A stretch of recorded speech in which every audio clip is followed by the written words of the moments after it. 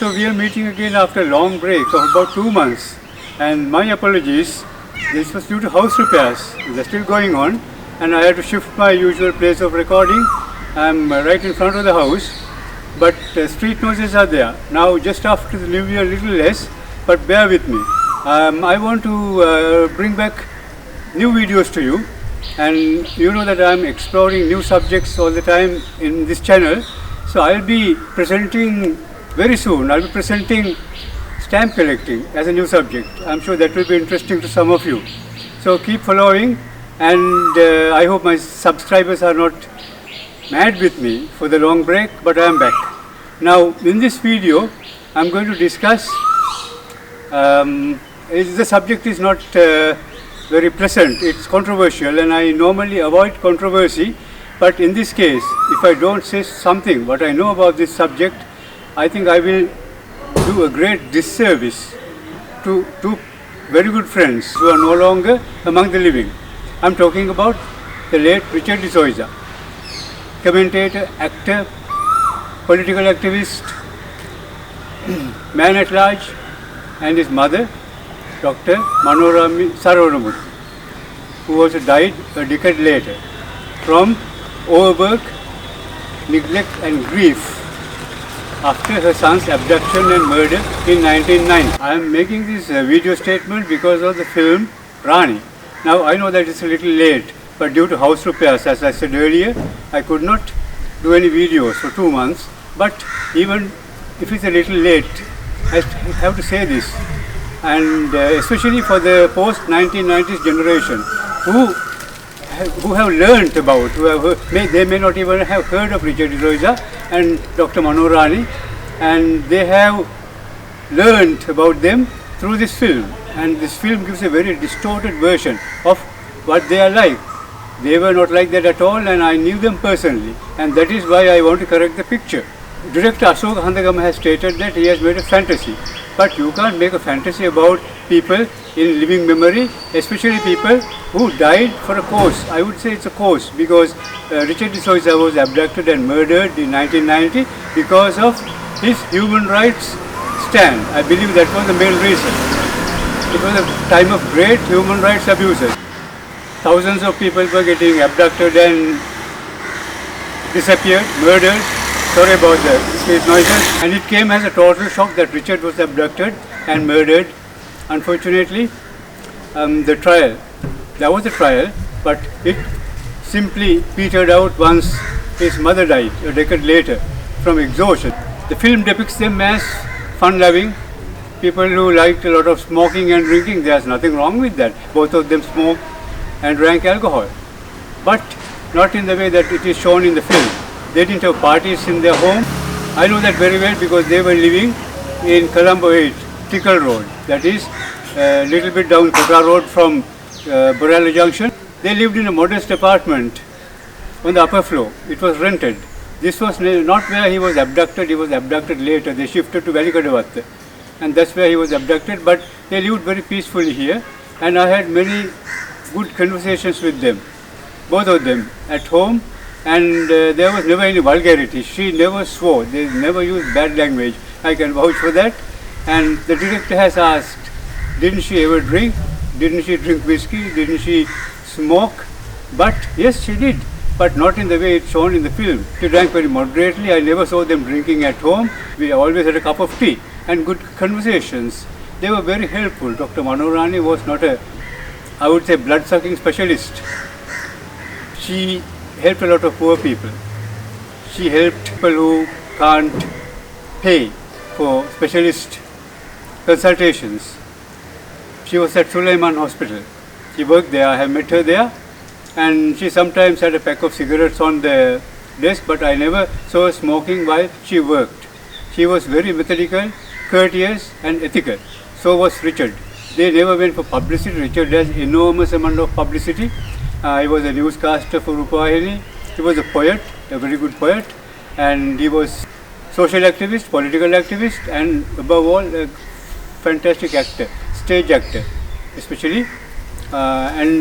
His loss, his murder, with that we have lost the best Shakespearean actor ever produced in this country, at least in my living memory. and there has been no replacement. They may be doing Shakespeare now, but there is no one like Richard to act those roles. Dr. Manorani was also a stage actress. I never knew this. They never told me. I learned this only later, much later. Her husband, at that time she was separated. I met him just once. He was not living in that Tickle Road house. He was English playwright. He wrote in English and he has written plays just for her. I knew all this from later sources, not from them. They never told me. They never had photographs. They never wanted publicity. I was working for a newspaper. They could have asked for publicity, but they didn't want it. And Richard was a pub icon. When he walked in the streets, people recognized him. So that's how it was. And he was very modest about his achievements. Unfortunately, we drifted apart. I knew them from 1984 to 1986. After 1986, we drifted apart because of a foolish mistake I made. After acting in the film Yugante by Dr. Lester James Pierce, he asked me if his acting was good. His acting as Marlon, the rebel son of industrialist Saviman Kabila. And I told him, Richard, it lacked fire. That's what I said. I said that because compared to the character in the book, Marlon, his Marlon on screen lacked passion and fire. That's what I felt, and I didn't want to mislead him by telling a lie. But unfortunately, he was badly hurt, and I realized that I had made a big mistake only afterwards. There was no enmity, but we just drifted apart after that.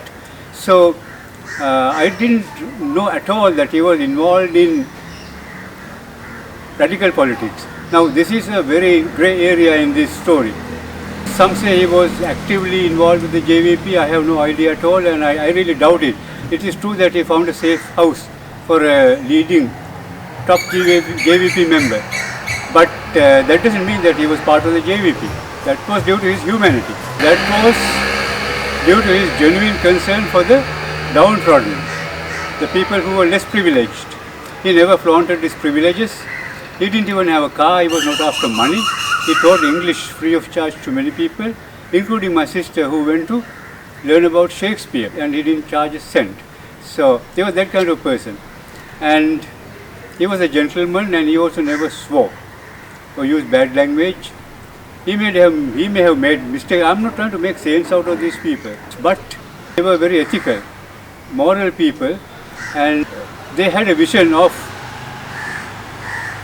a better world. We know that the 80s were a time of huge social gaps, rich and poor, due to the open economy under President J.I. Jayawardena, and that was main cause of the rebellion.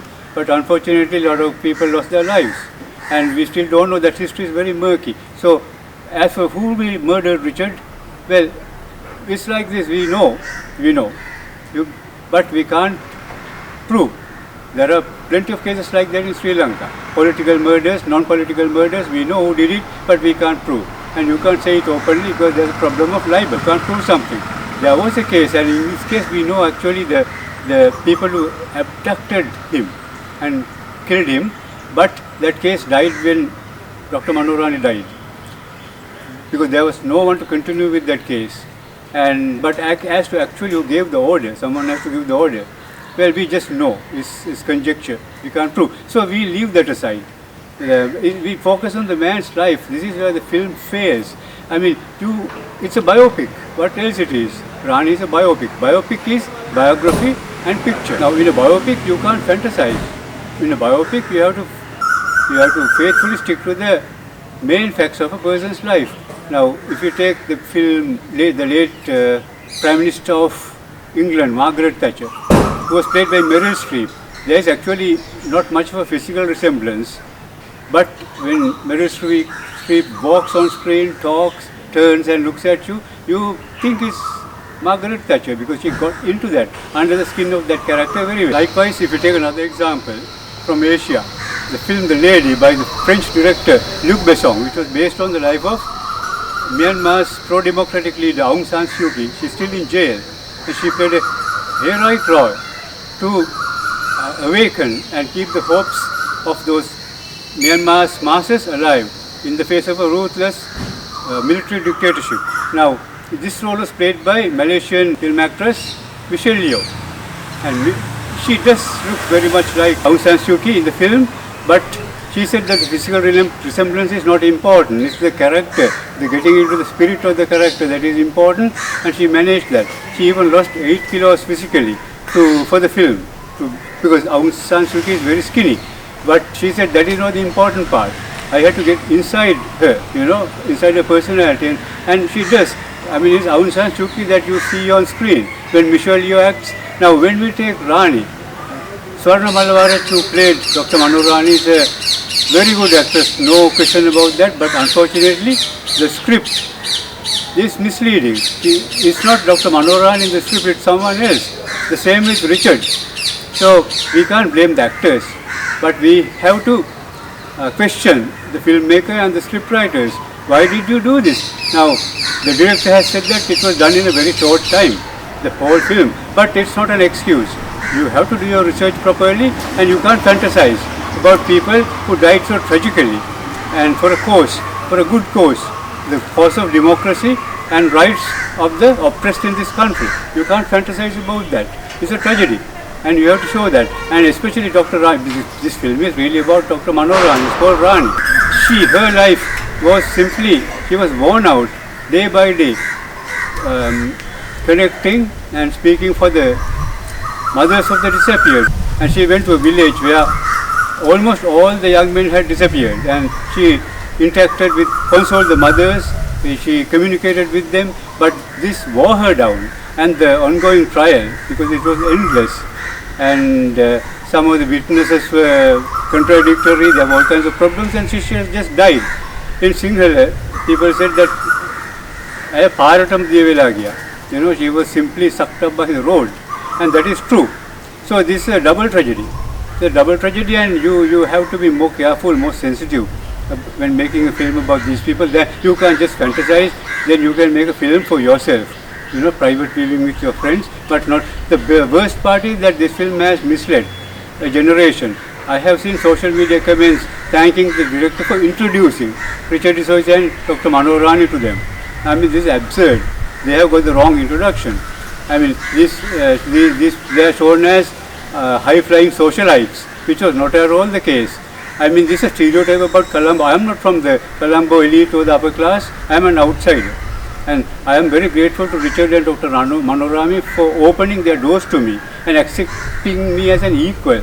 Not someone looking for a newspaper to get publicity, not that kind of thing, but they accepted me as a true friend. Richard was the person who introduced me to the English literary world of Sri Lanka in 1984.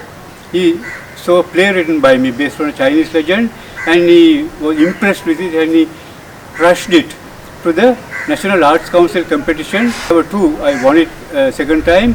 That time or later I shared that prize with Dr. Sarachandra, who had written a book in English. But anyway, he is the man who introduced me to that world, and I am very grateful, and I am very sorry about that mistake I made. So it's a very late apology from me.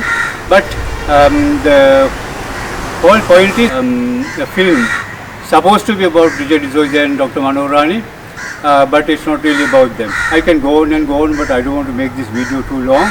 And this is controversial, so I have turned off the comments. Normally I don't, but I'm telling the truth. If anyone can disprove that I'm not telling the truth, you can question me, right? I knew them personally. And one final thing about his being gay. Now the film mentions that. I don't think there's anything wrong with that. In modern interpretations, people can be questioned about their sexuality, and it was an open secret. I didn't know, because we never discussed his sex life. Why should I? I was impressed by his qualities as a friend and as an artist. That's all I cared about. I didn't care whether he was gay or LGTB or bisexual. He may have been bisexual because he had a very beautiful girlfriend who was madly in love with him at that stage. I have met her. But whatever it was, it's none of my concern. And I am not LGTB. I'm saying this because I have to emphasize some people can be very narrow-minded, and I have to state my position very clearly. I'm a heterosexual person. You don't say these things normally, but I have to be very, very clear on this point, and I don't care what Richard was, because his world was very wide. He had friends from all walks of life, high and low, middle, all levels, and of all sexual persuasions. I mean, that was not the main thing. The main thing about his life is why he was drawn towards conflict politics, if we may call it that, because I had no idea at all. Through those dark years, we lost touch. And I think it is due to his large concern for humanity, not for narrow political ideals or ambitions, because his hero was Lord Byron, the English romantic poet. And he told me, he has spoken to me many times about Byron. I think he wanted to be a Byron, and but the times were, and Byron also died. Byron left England at the height of his fame, went to Greece to help in the war of independence against the Turkish government, the Turkish colonial government, and he died there. There are people like that who want a larger-than-life role, and Richard was one of those larger-than-life characters. Another person I can mention is Ernesto Guevara, Che Guevara, who after the Cuban Revolution could have settled down to a comfortable life in Cuba. Instead, he chose to make revolution and die in Bolivia. So that is also larger-than-life character. I'm not talking about politics, because I think all politics eventually lead to corruption, but art is a different thing. And Richard was first and foremost an artist. And unfortunately, I think he found that stage literally too limiting, and he wanted a wider stage, and he paid for with his life. Thank you for watching, and I have told only the truths. I have not manipulated or invented anything, and please subscribe if you like this video.